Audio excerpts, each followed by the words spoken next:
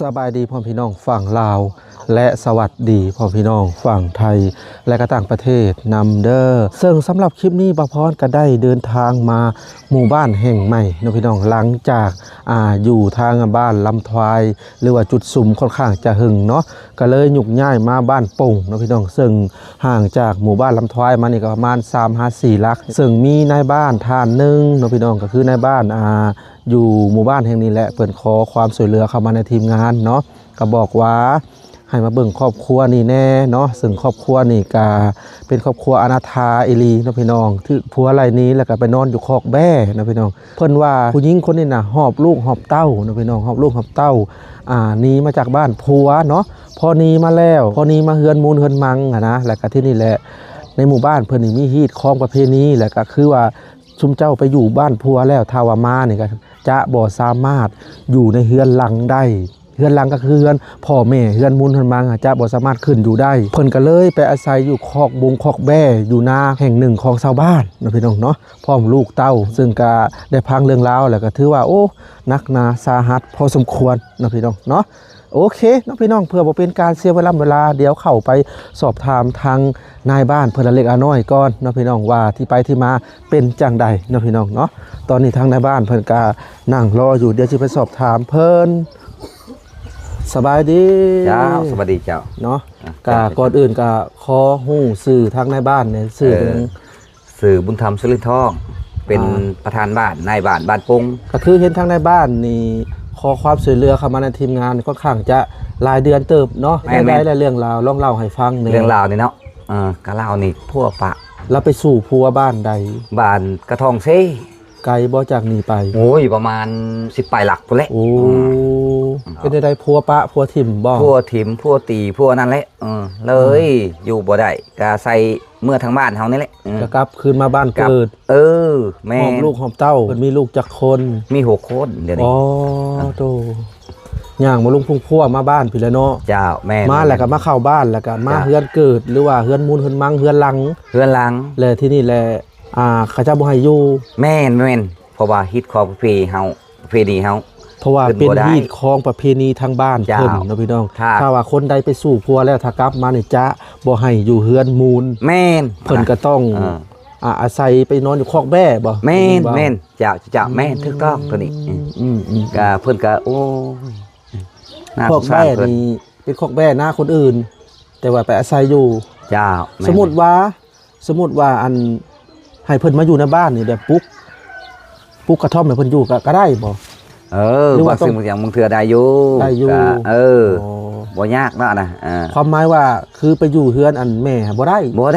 อันน่ะขึ้นบ่ได้กับพ่อกับแม่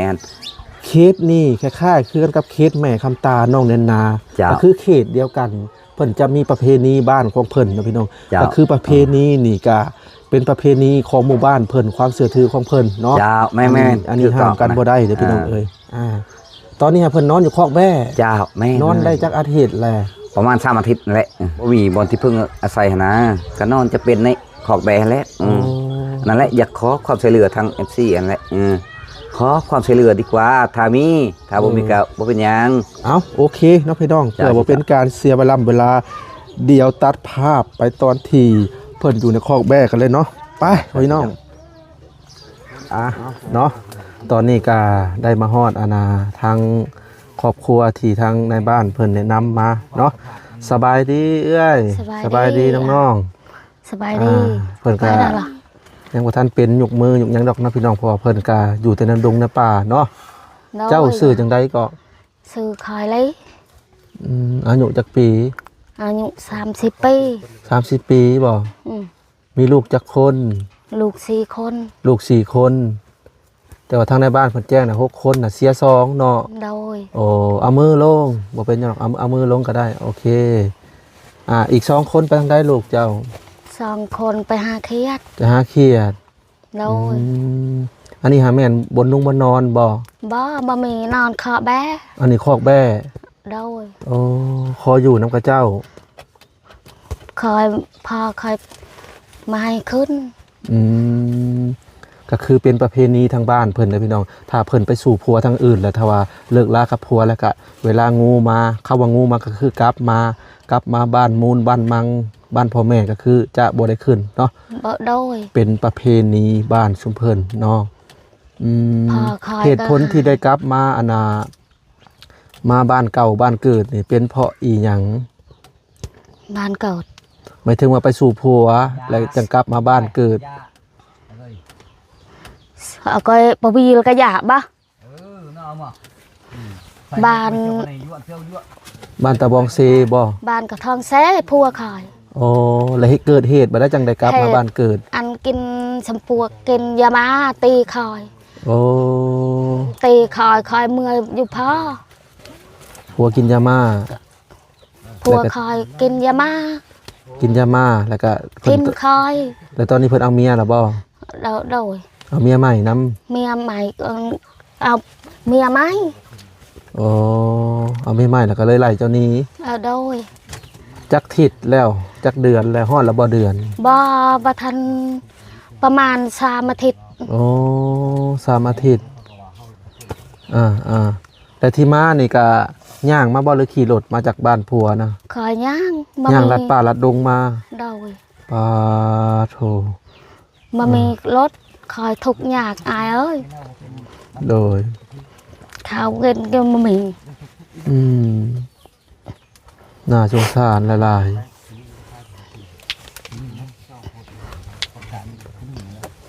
ข้าวกินก็บ่มีจนคอยไปขออยู่บ้าน ๆแล้วเขาให้อยู่บ่ล่ะไปขอ บ่อนก็ให้บ่อนก็บ่ให้ อ๋อ หันให้กับมากระปูมากระย่าลุงจะคอยนอกจากนั้นก็บ่หา อ๋ออ๋อมาได้3 อาทิตย์แล้วเนาะ โดย มาอยู่นี่ได้ซะมาอยู่นี่3 อาทิตย์คือกันบ่ โดย อ๋อ เบิ่งอายบ่มีประหบบ่มีฮัดสินเสื้อก็บ่มี จนทุกข์จนนี่ลีหรอ อืมอันนี้ฮะเป็นคอกแบ้ โดยขอแบนองคอยไปขอ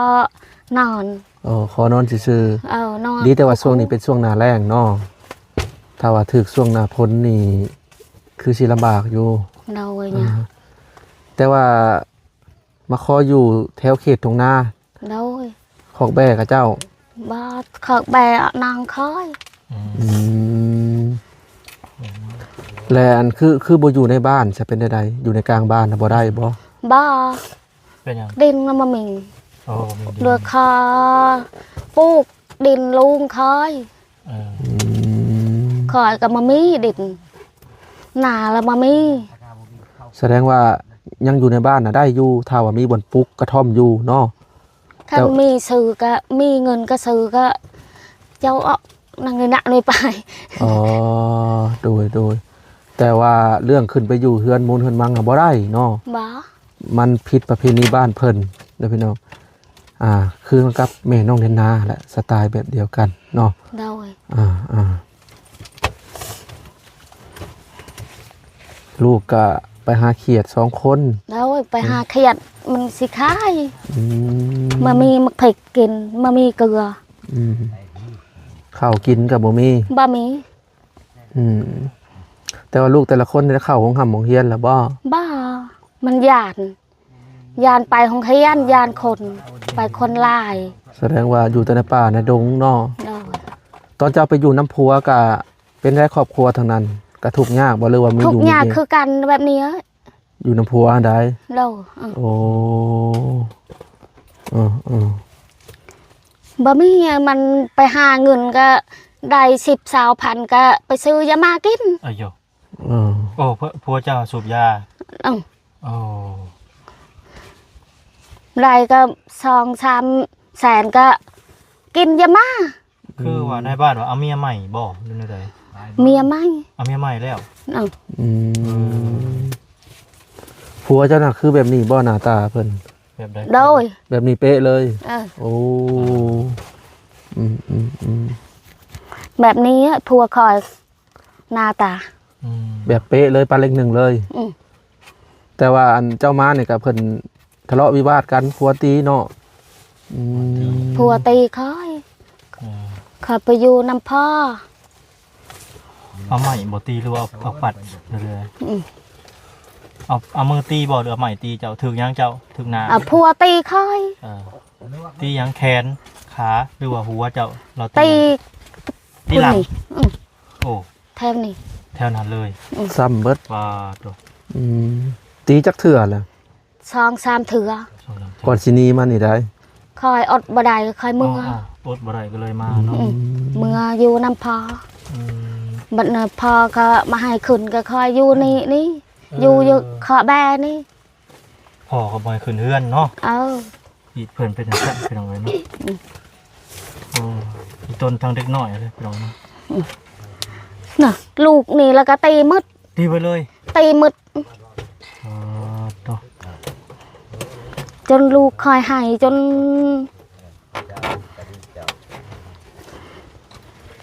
ลูกสาวคอยก็ย้าย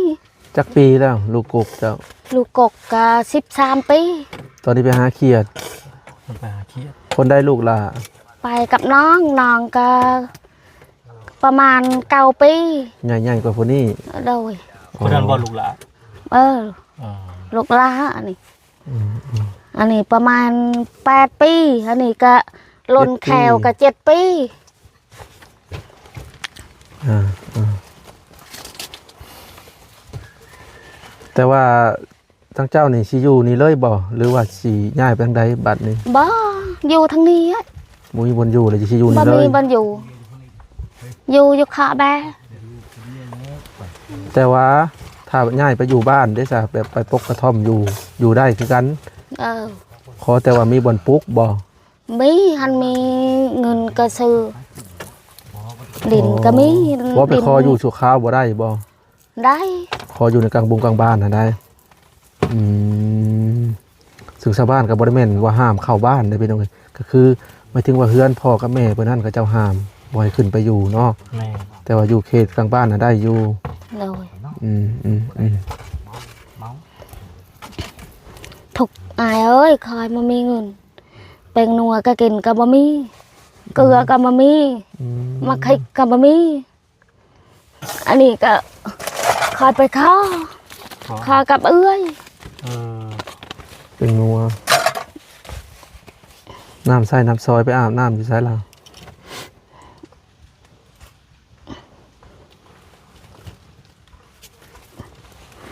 เจอตายrồi là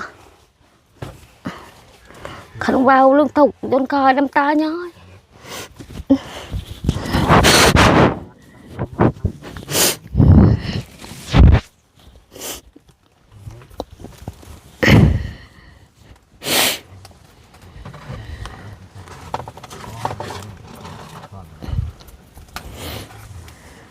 khờ non khอื่นละมันญาตินอนกับคนนี่กับลูก จะย่าน ญาติ ย่านคนเนาะ ญาติคนก็กินยามา อืม เมื่อคืนไขยานตาย ลูกเบิดคนใหญ่ก็13แล้วเนาะย่านคนใหญ่เลยนะ13 14ปี ลูกคอยมันไปนอนอยู่เฮือนเอ้ยมันขี้เลียดเฮือนคอยมันหน่อยเอ้า อ๋อผู้ที่อายุ13 ปียังบ่ ลูกสาวคอยมันขี้เลียด ก็เลย ไปนอนยำเฮือนเอ้ยคอย คนนั้นเอ้ยมีแต่คนน้อยอยู่นอนน้ำเจ้าเนาะ 3 คนก็นอนกับคอย ตัวอะไรเพิ่นน้อยเพิ่นน้อยนอนได้น้ำแม่ติดแม่คนใหญ่น่ะแบบออกได้เพิ่นก็เลยขี้เดียดเพิ่นว่าเนาะ ขี้เลียดเฮือนหน่อยๆนะ คิดเรื่องน้อยๆบ่ได้ ถ้าเป็นนอน4คนก็คือว่าแล้วนอนขับแคบเนาะและทางเจ้าน่ะสิเอาจังได๋ต่อสบัดนี้สิมีวิธีจังได๋สิแบบสิย้ายหนีจากนี้บ่หรือว่าสิอยู่นี่เลย อยู่บ้าน หมายถึงว่าสิย้ายเข้าบ้านแล้วสิไปอยู่ไสล่ะบัดนี้ อยู่นี่ หมายถึงสิย้ายอยู่บ้านแล้วไปหาคอก็เจ้าอยู่บ่หรือว่าสิปลูกกระท่อมแบบนี้ ขอใบจักอายเอ้ย โอ้ก็คือเพิ่นบ่เข้าใจภาษาลาวเนาะบ่น้อย สลาวโดย บางคำเพิ่นก็บ่เข้าใจเด้ มาจากเจ้าเว้า บอกเป็น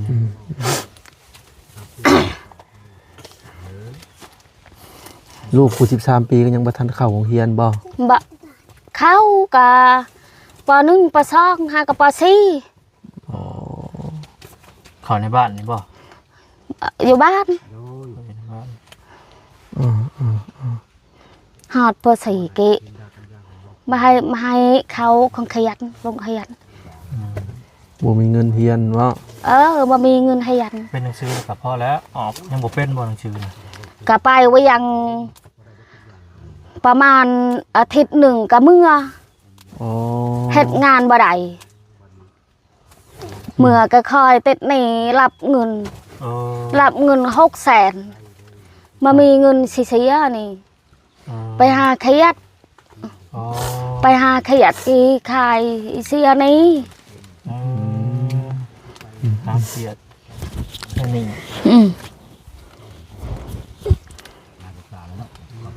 เป็นจังได๋พากันกินข้าวกินน้ำแล้ว ฮะ เจ้านะ บ่ได้กินบ่มีอาหารเอา ข้าวได้มี แล้ว บ่ ถ้าลูกคอยไปหาขยัด โอ้ เขาก็ข้าวนึง พอมีอยู่เนาะมีแต่ถ้ามาแต่หาเขียดอะไรสิแกงเขียดกิน โดย อืม ไปหาขยัดก็หาไปเห็นหมาเปาะแต่เสาบ่ได้กินข้าวลูกคอย โอ้ ไปแต่เช้า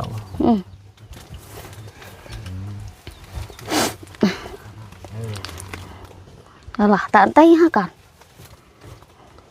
10 năm ô rùi bạch ดีแต่ว่าช่วงนี้ก็บ่ค่อยหนาวปานใดเนาะถ้าแม่นยามหนาวนี่คือสิหนาวแฮงเนาะ nào hang mà mì bà hồng เจ้ามาแต่บ้านผัวน่ะก็บ่ได้มีหยังเลยมาบ่ bó mà mì มีแต่เสื้อคาคิงมานี้ đâu ย่างลัดมาบ่ hả ย่างมาบ่จ้ะ nhàng ย่างปลาดำดงมา cứ cắt อืม khói bò mì nhàng na cả bò mì lột thay cả bò mì cay cả bò mì ngua cả bò mì khoai cả bò mì mà mì cứ cắn พ่อแม่ได้ซะ พ่อแม่คอยก็แล้วคือกันแบบคอย คือการเบิด ทุกคือกันอายเอ้ยบ่มีบ่น่าใช้ห้อง พ่อแม่ก็บ่มีนาบ่ พ่อคอยก็มี อืม ให้บ่ให้แบ่งกัน มันขี้เลียดคอย โอ้ มันมาให้เอ้า พ่อเจ้าบ่ให้ไปเฮ็ดนานำบ่ อืม เราขี้เดียดเจ้า ขี้เลียดคอยมาให้แบ่งกันหันต่อก็มี ส่วนหลาย พ่อข ผู้ อ ห ย ญิงไปสู่ผัวแล้วบ่ได้นาเด้อบ่เนาะ โอ้ได้นั่นบ่พ่อ เขาผู้ชายน่ะได้บ่ผู้ชายหาได้เนาะนา ได้ ผู้หญิงหรือแบบแม่คำตานั่นแหละ คือการกำลังทำตาเนาะ ประเภทอันเดียวกัน คอยก็นำไปหายามดำก็คอยไปดำรับจ้าง ไปดำรับจ้าง รับจ้างเข้า พอได้กิน พอได้กิน ก็แม่นของกินเนี่ยมีแต่หาปูหาปลาเนาะหากระปูหาเขียดไปสั่นซะพอได้กินหาหน่อไม้เบิดแล้วบ่หน่อไม้ยามนี่ บ่มียามนี่ยามเดือน6เดือน7ก็มีหน่อไม้อีสั่ง เขาว่าเรื่องซื้อของกินแล้วบ่มีเลยเนาะ bà kiểu cái ta đang ghi lại tao ghi lại không cái bà chưa bà già bà hay เพิ่นว่าภาษาลาวบ่ได้แต่ซุมเฮาก็บ่เป็นภาษาเพิ่นว่าเพิ่นคือกันอีกยากหน่อยหนึงพี่น้องเนาะเอ้ายามมันพี่น้องคำใดได้ก็ฟังกันไปคำใดบ่ได้ก็มื้อหน้ามื้อไหนก็ให้ทางในบ้านเพิ่นแปลให้ฟัง khăn giàu thảm cái khoi wow khăn giàu bà thảm cái khoi bà đây wow wow bà pet พ่อแม่ฮู้แล้วบ่ซะว่ามาอยู่นี่ mà khoi bà mi tài อ๋อยังก็ แม่ พอ แม่เสียแล้วเหลือแต่พ่อ พ่ออยู่กับไผซะ dù cặp non khoi เพิ่นบ่ให้อยู่ก็เลยปบมาอยู่คอกแด้เนาะ คอกแบนคือคอกแบกพี่น้องเจ้า non khoi đây mi แล้วนางคอย แซ่น้องเจ้านาเจ้าอยู่ซะนาน้อง หน้าเนี่ย อันนี้บ่นาน้องเจ้าโอ้มาอยู่อยู่นาน้องเจ้าเนาะ เด้อ น้องเป็นผู้หญิงหรือผู้ชาย ผู้ชาย โอ้มาอาศัยอยู่น้ำเพิ่น อืม โอ้โอ้โอ้ นางคอยละขี้เลียดให้คอย มันอยากขึ้นยังพอแล้วนางคอยมาให้ขึ้น น้องก็บ่ให้ขึ้น มาให้ขึ้น อืม ไว้ขึ้นเหยียบเลยเฮือนเนาะ เหยียบก็คอยนอนอยู่นี่ก็จนคืนคอยจนคิดมามีเฮือนอยู่ จนคอยน้ำตาย้อย อืม นอนแล้วนอนคอยว่าวคันอยู่น้ำพอนี่คอยสินี้มันอยู่บ่ได้น้ำพอหันเจ้าสิขึ้นน้ำพอคอยก็อยู่ผู้เดียวนี่อยู่กับลูกนางคอยมาให้ขึ้นขี้ละเอียดคอยจนเงินนี่จนคอยไปหาขยัดนางคอยมันขอกินไปซื้อเหล้า โอ้ ขอนำคอยมามีเงินนี่ซื้อแป้งนัวนี่ซื้อเตี้ยวซื้อข้าวกินได้กัน50บางทีก็20,000 ขอนำก็อันน้องคอยขอเงินก็เอ้ยขอเงินคอยไปซื้อเหล้ากินคอยบ่มีเงินไปหาขยัดหาประหยัดหาทุกนิ้ว ขนาดมีลูกบ่เวลานี่น้องยังมาขอเงินเนาะ ลูกหนึ่งขึ้นนุ่งลูกนองขอยก็ผู้เดียว ช่วยน้องจะเอาไปใส่ อยู่บ้าน เออ มีแต่กินเหล้านองคอยจนขมือในกินน้ำเหล้าตีกับเมียจนมาขาดมือเลย โอ้ คอยกี่ขึ้นมาไหนกี่ข้าอยู่ผู้เดียว โอ้ต้องเป็นน้องบ่ว่าจะเป็นน้องเป็นพ่อเนาะ อืม มีแต่บ่ให้ขึ้นแบบว่า เออ ขึ้นบ่ได้ ขึ้นมาได้ยายเอ้ยคอยอยู่ผู้เดียวมันพอเลี้ยงลูกที่เนยทับใหญ่ทรมานนั้นมันมีเฮือนสิอยู่ก็อยู่นี่เนี่ย แต่ว่าเจ้ากับผัวเจ้านี่ก็คือเลิกกันอะลีเนาะ โดย เลิกลากันแท้ๆเนาะ โดย เพิ่นฮู้บ่ว่าเจ้ามาอยู่นี่บ่ฮู้หรอกเนาะ ผัวคอยมันอยากได้คอยละคอยมาเอา อ๋อยังได้ขึ้นแต่ อื เอา มอยากได้ละคอยมาเอา อ๋อ สมมุติว่าเรามานำเจ้าได้จ้ะ อืม สมมุติว่าเรามาหาเจ้านี่ บ่ มาหาก็บ่เอา บ่เอาห้ามเด็ดขาดคอยมาเอา เออ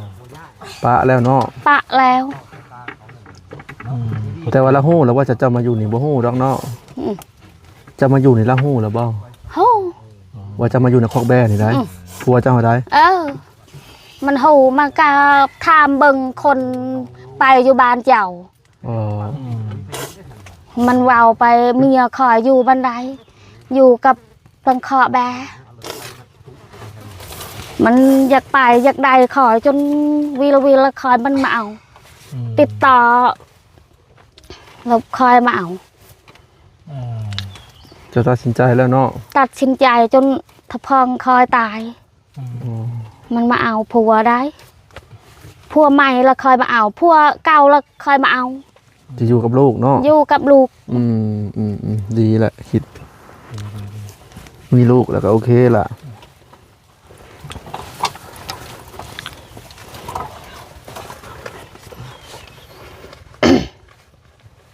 ซื้อหยังพูดนี่ อันนี้ก็ซื้อยาพร ยาพ อัน ร นี้ก็ละครค่ โอ้ยาพรละครคำผู้ไปหาเครียดเด้ ำไปหาเขียดสุขสดีวีพร ชื่อลูกแล้วลูก แบบอันนั้นไล่โขกกันเลยเนาะเอาใหม่ดูจำบ่ได้ชื่อเลยก็ อันนี้ อ่า อันนี้ก็ซื้อพร พร ละครค่ คอนค ำ ำต่อไป ต่อไปก็ละครคำวีพร วีพร วีพรก็เอื่อยลูกสาวคอยก็สุขสดี อ๋อโอเค เนาะก็คือทั้งชุมเฮามากับในบ้านเพิ่นโทรหา แม่ เดา โทรหาว่าอยากให้ทางยูทูบเบอร์เข้าไปเบิ่งแหน่ครอบครัวทางเจ้านะ เดา ถึกผัวไล่หนี้แล้วมานอนอยู่คอกแบ่ อืม เพิ่นโทรหากะโอ้ลายมือลายวันแล้วล่ะ อืม ก็เลยได้โอกาสได้เข้ามาเนาะ ก็มาเบิ่งแล้วก็ตามที่เห็นนี่แหละก็นอนในคอกแบ่แล้วก็เจ้าก็ได้เล่าเรื่องราวต่างๆให้ฟังเนาะอายคอยอันนี้ จังใดก็ ลำบากลำคาญ สู้ๆเด้อสู้ๆเป็นกำลังใจให้ โด เนาะ ยเนี่ย บ่น้อยมีหยังสิถามเพิ่นต่อ ก็มื้อนี้ก็บ่มีหยังหลายเนาะพี่น้องก็มาเห็นเคสเพิ่นก็พอตัวพี่น้องคือว่านักหนาสาหัสพอสมควรนะบ่พรเนาะ แม่นล่ะ มื้อนี้ก็ทั้งบ่น้อยก็มีภารกิจพี่น้องก็สิกลับเมื่อบ้านแล้วก็สิพุ่นแหละมื้อหน้ามื้อนั้นก็สิมาเยี่ยมมายามเพิ่นใหม่เนาะ ก็เป็นกำลังใจให้เพิ่นนั่นแหละสู้ๆเนาะ โด เพราะ ย ว่าสิพันลำบากมันทางใดก็บางคนก็บ่มีฮอดบ่อนที่อยู่อาศัยเนาะพี่น้องเอ้ยก็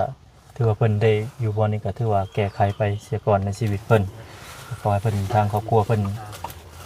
สู้ๆต่อไปเนาะถ้านี่ก็บ่มีหยังหลายพี่น้องก็สิมอบเงินให้เพิ่นเล็กน้อยพอได้ซื้อบ่ได้เพิ่นนัวซื้อข้าวซื้อน้ำเด้อ โดย เออ สบายดี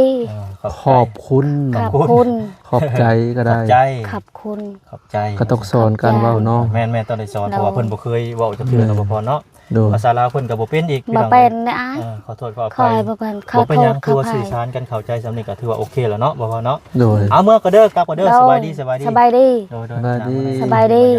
ยกมือขึ้นแน่ ยก ละ มือ สบาย ยก ดี มือล่ะ โอเค โอเค เดี๋ยวมื้อหน้าสิมาหาใหม่เด้อ โดย